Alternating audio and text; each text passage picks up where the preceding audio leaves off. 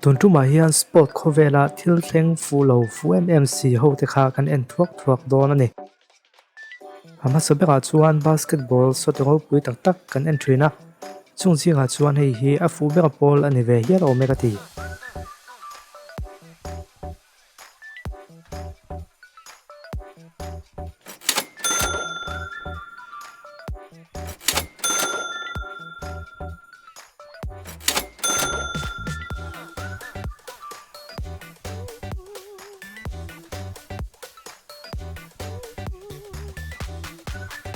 He football player hian anei zong an tin tan a hlan ti lo thei rual ani om lo ve. Tui chunga lung vom phei thui thei bek fit zali la ya thui vom thei hi lo en ve tiang.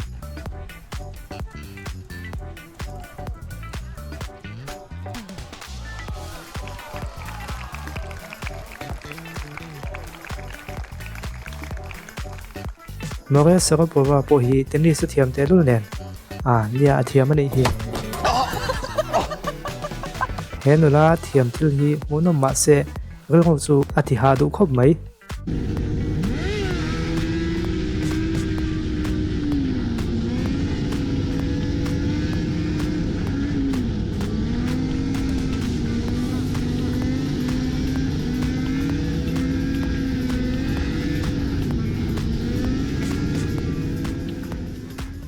Ronaldo me upo football ani lo chuan alo bon vak big lo ni e.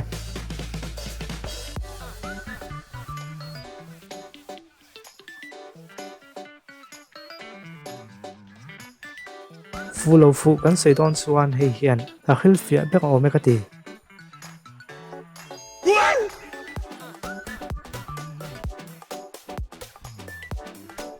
Novak Djokovic hian Sarapova ti dan chu alo thiam khop mai.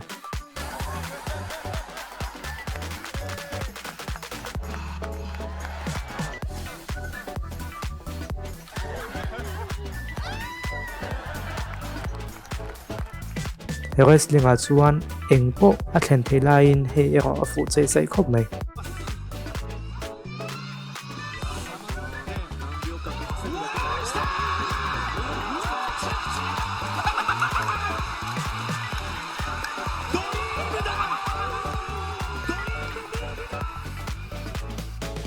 Electric hoi hi chu khoya po hian pet pek pal hi alo hlom tak ani hi.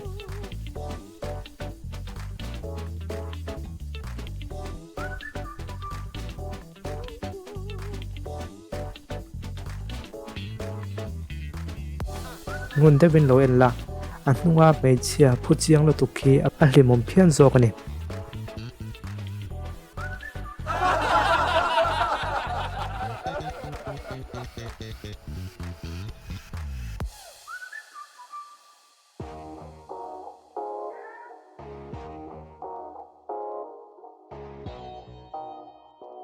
Harry Potter nek ran zia kam hu hian Bruce Lee nek ai na rang hian anga tin ka ngai tu rom rum lo male.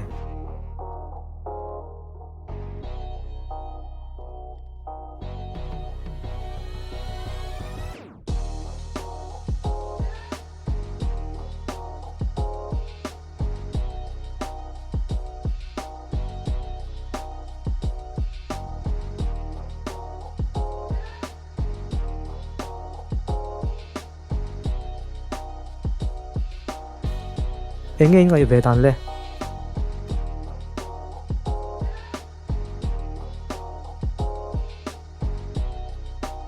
Chelo kan ti zong kan hu hi chuan a hai thei me lo ni e.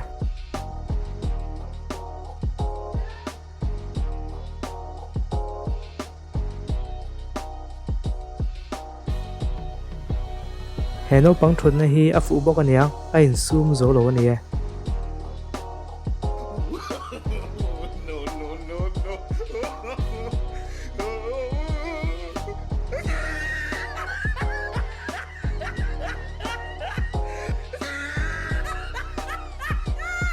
Ti chuan football kho vela kan hmu zen ngai lo goalkeeper ti goal lai hi lo en lok tiang.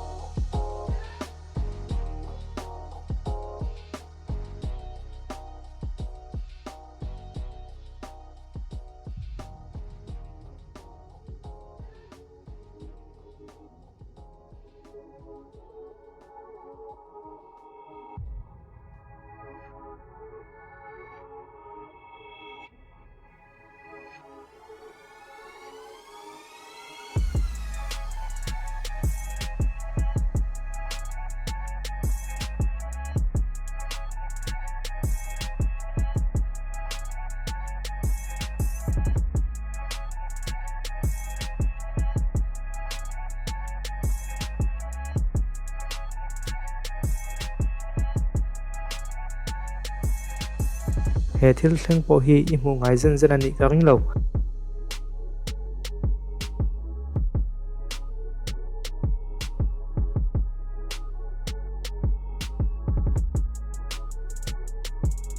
basketball score dang dai kha kan ti rang zuka he po hi adang dai le khop mai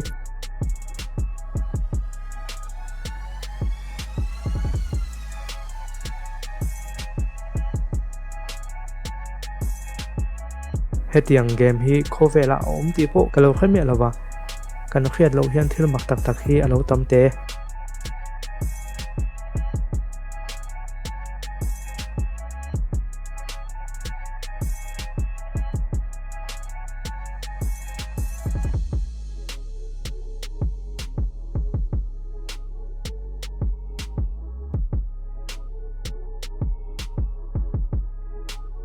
he ki po po hian a hnat lin ma ma ni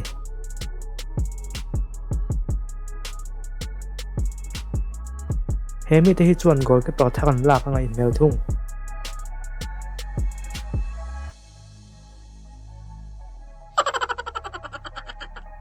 hole khati zong kha ton tuma kan en thei chuni se video danga melo chang le la khang aya punam zok le mit ti le zok te po kan lo chop chuak zel lom ya in zawai chunga lom thu kan se